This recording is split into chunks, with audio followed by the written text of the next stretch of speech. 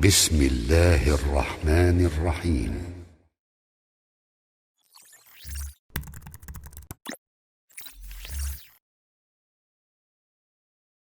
Assalamualaikum warahmatullahi wabarakatuh. Alhamdulillahi rabbil alamin. Wassalatu wassalamu ala asrafil anbiya'i wal mursalin Sayyidina wa habibina wa syafi'ina wa maulana Muhammad wa ala alihi wa sahbihi ajma'in, amma ba'du. Para pemirsa Wahyu TV yang berbahagia, marilah kita panjatkan puji syukur kehadirat Allah Subhanahu wa taala. Pada kesempatan kali ini kita masih bisa bermuajahah, bersilaturahim dalam acara siraman rohani. Mudah-mudahan apa yang kita peroleh pada kesempatan kali ini selalu diridhai oleh Allah Subhanahu wa taala. Salam serta salawat kita sampaikan kepada junjungan Nabi kita Muhammad sallallahu alaihi wasallam yang membawa risalah Islamiyah sehingga kita mengetahui mana yang hak, mana yang batil, mana yang haram, mana yang halal, dan mudah-mudahan besok di yaumul akhir kita mendapatkan syafaatnya. Amin ya rabbal alamin. Bapak-bapak, ibu-ibu, dan saudara-saudara yang berbahagia, Rasulullah Muhammad sallallahu alaihi wasallam diutus di muka bumi adalah untuk menyempurnakan akhlak. Innama bu'istu liutammima makarimal akhlak. Pembahasan pada kali ini adalah tentang akhlakul karimah. Ma huwal akhlakul karimah? Apa yang dimaksud dengan akhlak yang mulia? Yaitu yang dinamakan akhlak yang mulia itu adalah sikap batin. Dari sana muncul suatu perbuatan yang tanpa dipikir secara panjang, seperti gerakan refleks. Contohnya kalau orang itu bersin, jebret, itu nggak usah pikir panjang, langsung refleksnya itu kalau seorang muslim langsung baca, yaitu hamdalah, alhamdulillahirabbil alamin. Jadi tanpa berpikir panjang. Cuman refleksnya ini ada yang cenderung ke arah yang jelek dan cenderung ke arah yang baik. Kalau cenderung ke arah baik namanya akhlakul mahmudah, tapi kalau kecenderung ke jelek itu namanya akhlak mazmumah. Itu. Jadi ada orang bersin itu enggak mengucapkan hamdalah juga ada. Jebret tahu itu namanya cenderung kepada mazmumah gitu. Nah sekarang akhlak karimah dikatakan baik itu kalau memenuhi, yaitu ada 4 unsur. Unsur yang pertama adalah ilmu. Unsur yang kedua adalah nafsu amarah. Unsur yang ketiga adalah nafsu syahwat, dan yang nomor 4 adalah adil. Sekarang apa yang dikatakan ilmu? Jadi dengan ilmu yang baik itu adalah seorang bisa, yaitu menilai mana yang baik dan mana yang buruk. Jadi orang diberikan ilmu itu belum tentu bisa menilai ini yang baik mana, yang jelek mana. Tapi dengan ilmu yang baik itu adalah orang bisa membedakan mana yang baik dan mana yang buruk. Sebagaimana doa kita kalau setiap kali kita salat fardu, habis salat fardu, Allahumma arinal haqqa haqqa warzuqna tiba'ah wa arinal batila batila warzuqna tinabah. Ya Allah, tunjukkan kami yaitu perbuatan yang hak, kelihatan hak, dan berikan kekuatan bagi kami untuk mengerjakannya. Dan tunjukkan perbuatan yang jelek itu kelihatan jelek, dan berikan kekuatan pada kami untuk menjauhi perbuatan tersebut. Nah itulah yang namanya ilmu. Itu dikatakan baik, seseorang itu bisa membedakan mana yang baik dan mana yang jelek.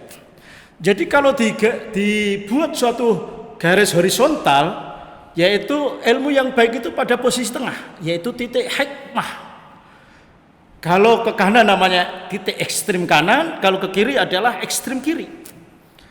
Jadi kalau ekstrim kanan, orang punya ilmu tapi tidak bisa membedakan yang mana yang baik, mana yang buruk. Seperti koruptor. Koruptor itu mengambil uang rakyat, itu dia ilmunya pinter, tapi dia nggak mengetahui bahwa itu adalah hal yang dilarang oleh Allah. Ini namanya masuk kepada ekstrim kanan. Nah, kalau ekstrim kiri orang pintar tapi berlagak seperti orang bodoh, nggak ada suatu interaksi proaktif dan lain sebagainya. Jadi yang namanya ilmu yang baik itu adalah pada titik tengah, yaitu hikmah. Semakin orang itu tinggi ilmunya, maka dia mempunyai rasa toleransi, mempunyai tasamuh yang tinggi. Itu namanya yaitu ilmu yang bijaksana. Hadirin yang berbahagia. Terus yang kedua adalah nafsu amarah. Nafsu amarah itu dikatakan baik. Dengan nafsu itu orang bisa mengendalikan nafsunya sesuai dengan petunjuk akal. Jadi otaknya ini masih bisa mengendalikan nafsu kita. Jadi kalau digambar yaitu dengan garis horizontal itu posisi pas tengah persis, itu adalah ifah, yaitu orang itu adalah perwira. Artinya orang itu kalau tidak bisa mengendalikan nafsu amarahnya, mudah emosi, dia akan masuk pada ekstrim kanan. Biasanya orang kalau sudah mudah marah biasanya tidak mempunyai kewibawaan di hadapan orang lain. Tapi kalau orang pada ekstrim kiri, seharusnya dia marah nggak pernah marah, itu juga kurang baik. Maka posisi pada posisi tengah tetap masih mengendalikan nafsu amarah. Demikian pada waktu Rasulullah mau dibunuh oleh Suraqah, langsung mau dibunuh, tapi pedangnya diambil, langsung lehernya dikalungkan pedang. Tapi waktu itu siapa yang bisa menyelamatkan engkau dari pedangku? Hanya engkau, hai Muhammad, yang bisa yang bisa menyelamatkan. Akhirnya pedang dikasihkan. Seharusnya Rasulullah yang terancam jiwanya, penggal aja lehernya, yaitu baik itu Suraqah, Da'su dan sebagainya. Tapi Rasulullah memaafkan. Kesabaran Rasulullah, tidak mudah emosi, inilah menempatkan pada posisi nafsu amarah yang baik. Terus yang ketiga adalah nafsu syahwat. Nafsu syahwat yang baik itu adalah dengan nafsu tersebut, yaitu seseorang bisa mengendalikan nafsunya sesuai dengan petunjuk syara, yaitu hukum Islam, syariat Islam. Contohnya, seseorang kalau melihat perempuan cantik itu pasti tertarik. Itu adalah manusiawi, karena nafsu itu diberikan oleh Allah. Jadi yang namanya nafsu itu tidak harus dibunuh, tidak harus dibiarkan, tapi yang benar adalah dikendalikan. Karena nafsu itu adalah pemberian Allah Subhanahu wa taala. Di dalam Quran surat Ali Imran ayat 14 itu dijelaskan, a'udzubillahi minasyaitonirrajim. Zuyyina lin-nasi hubbus syahawati minan nisa'i wal banina wal qanatiril muqantarati minadh dhahabi wal fiddah wal khailil musawwamati wal an'am wal hars dzalika mata'ul hayatid dunya. Itu adalah di dalam Quran.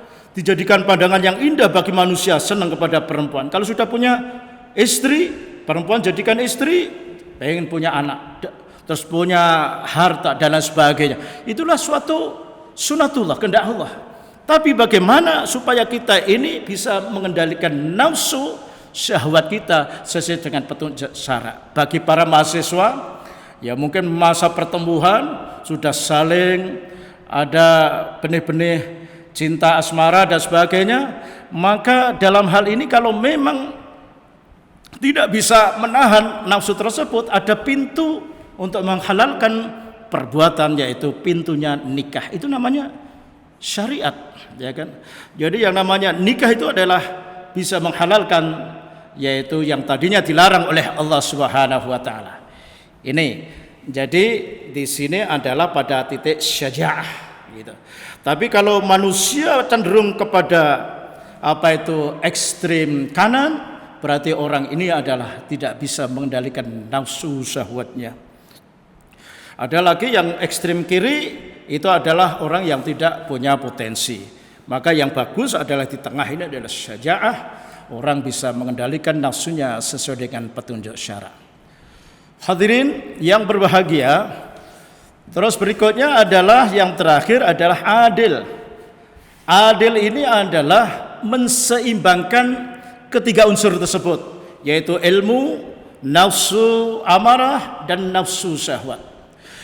Tiga unsur ditambah satu unsur yaitu adil tadi, itu tidak mungkin dimiliki oleh manusia biasa. Tidak mungkin. Yang mempunyai ilmu yang bagus, mempunyai nafsu amarah yang bagus, mempunyai nafsu syahwat yang bagus, tidak mungkin, hal yang mustahil. Tapi 4 unsur ini hanya dimiliki oleh pribadi Rasulullah Muhammad sallallahu alaihi wasallam. Intinya apa? Kalau kita mau mempunyai akhlakul karimah, kita meniru yaitu perilaku Rasulullah Muhammad sallallahu alaihi wasallam. Bagaimana Rasulullah mempunyai sifat sabar menghadapi para lawan-lawannya. Bagaimana Rasulullah sabar menghadapi istri-istrinya. Bagaimana Rasulullah mempunyai sikap bijaksana dalam memutuskan perkara. Inilah ada pada pribadi Rasulullah Muhammad sallallahu alaihi wasallam. Jadi hadirin wal hadirat, pemirsa Wahyu TV yang berbahagia, apa yang kami sampaikan tadi yaitu di dalam pribadi Rasulullah terdapat suri teladan yang baik. Laqad kana lakum fi Rasulillahi uswatun hasanah. Bahwa di dalam pribadi Rasulullah yaitu terdapat suri teladan yang baik. Mari kita sebagai umatnya, yaitu umat Islam, umat Nabi Muhammad, ingin mempunyai akhlakul karimah, meniru perilaku Rasulullah. Bagaimana Rasulullah berbisnis? Rasulullah itu membangun ekonomi itu menjadi seorang entrepreneur, yaitu berdagang. Pada waktu di pasar Sam sudah membudaya penipuan, sehingga banyak konsumen yang ditipu oleh para pedagang-pedagang di Sam. Tapi Rasulullah bersama rombongannya dengan para sahabat membangun ekonomi, membangun perdagangan ke Sam, yaitu dengan mengedepankan kejujuran. Barang yang kualitas jelek dikatakan jelek, barang kualitas bagus dikatakan bagus. Akhirnya para konsumen sama berpindah kepada Rasulullah dan para sahabat, sehingga disulaplah yaitu di pasar Sam ini, yaitu menjadi roda ekonomi, roda perdagangan yang islami. Nah, itulah salah satu contoh bahwa kita meniru apa saja ketika Rasulullah membangun ekonomi, membangun masyarakat, membangun politik dengan ala Rasulullah. Insya Allah kita akan mendapatkan ridha dari Allah Subhanahu wa Ta'ala. Hadirin wal hadirat, para pemirsa televisi yang berbahagia, demikianlah yang kami sampaikan. Mudah-mudahan ada manfaatnya. Kalau itu benar adalah datangnya dari Allah Subhanahu wa Ta'ala, kalau salah dari saya pribadi, maka saya mohon maaf yang sebesar-besarnya. Sampai jumpa lagi dengan acara dan gelombang yang sama. Saya kembali ke studio dengan ucapan wallahul muwaffiq ila aqwamit thoriq. Wassalamualaikum warahmatullahi wabarakatuh.